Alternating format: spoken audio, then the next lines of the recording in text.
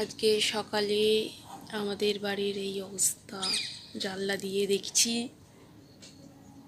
খুলে কোনো বাড়ি দেখা যাচ্ছে না, কিচ্ছু দেখা যাচ্ছে না,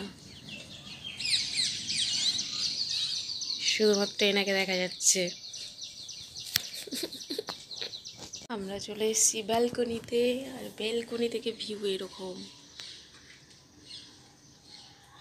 কিচ্ছু দেখা যাচ্ছে না, কিচ্ছু না, চারিদিকে পুরো ধোঁয়াই ধোঁয়া, ধোঁয়াই ধোঁয়া। ওপাশের বিল্ডিংটা, ওদিকে বাড়ি আছে, এখানে পুকুর আছে।